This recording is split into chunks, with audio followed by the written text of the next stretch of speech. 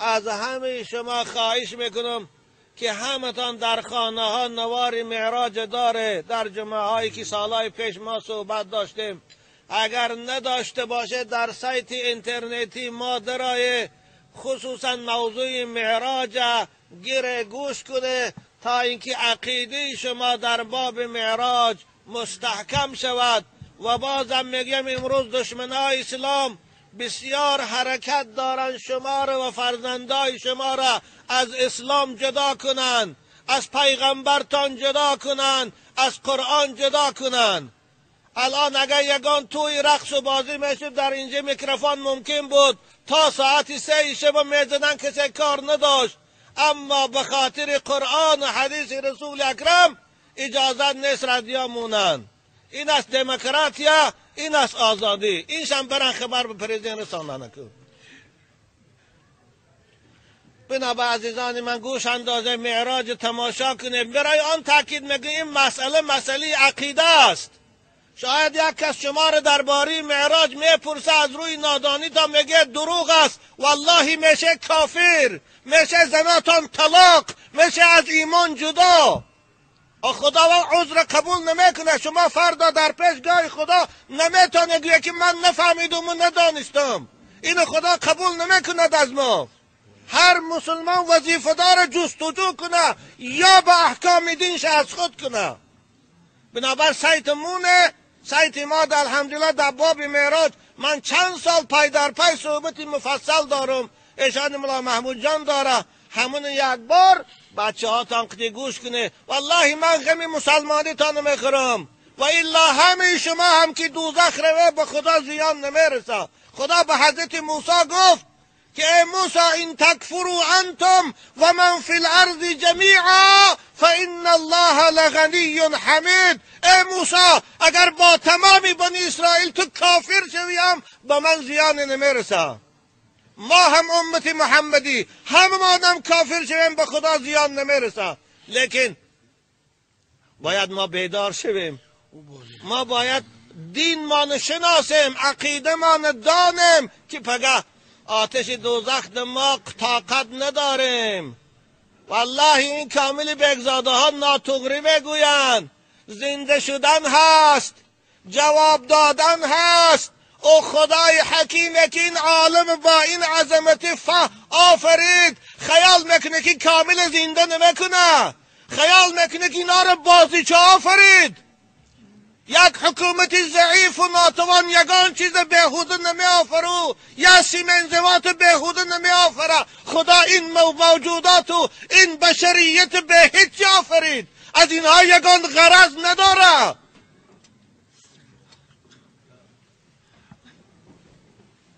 ربنا ما خلقت هذا باطلا سبحانك فقنا عذاب النار. بنابر معراج گوش کنه. سعدی بزرگوار خدا رحمت کنه در بستانشان می فرمایند شب برنشست از فلک در گذشت. تمام کلاسیک های ما چه سعدی و چه جامی و چه احمد دانش و چه رودکی و فردوسی همش معراج رسول اکرم بیان کردگی هستند در آثارشان. ایها الانسان ما غرک بربک الکریم الذي خلقك فسواك فعدلك فی ای صورت ما شاء رکبک. خدا به انسانهای متکبر و مغرور و کافر خطاب میکنه. ای انسان مغرور، چطور فریب داد که از خدای خود دور شدی ایستادی؟ همون خدایی که تو را از 2 قطره آب نقاشی کرد و صورت کشید کرد و زیبا کرد و تو به دنیا آورد.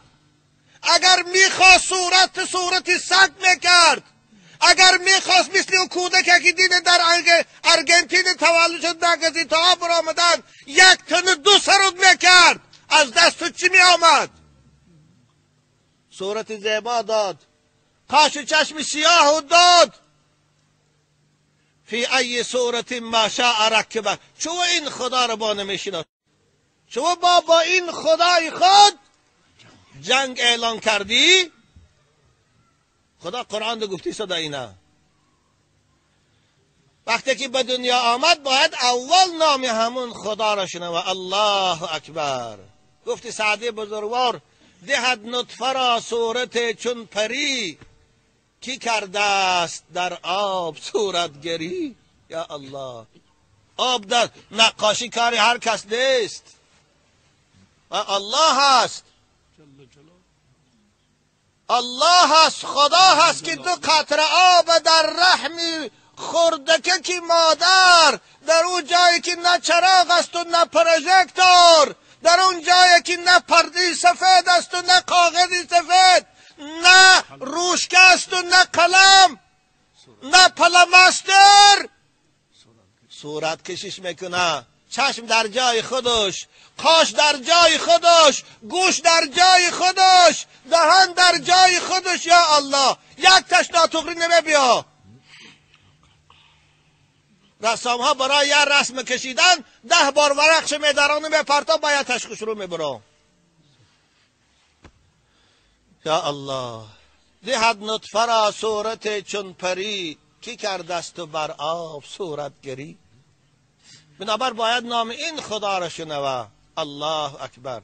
فایده از آن عزیزان من این است که پیغمبر خدا میگویند کودک نوزاد وقتی که تولد شد در گوشش از آن گویم از ضرر جنها امین میمونه.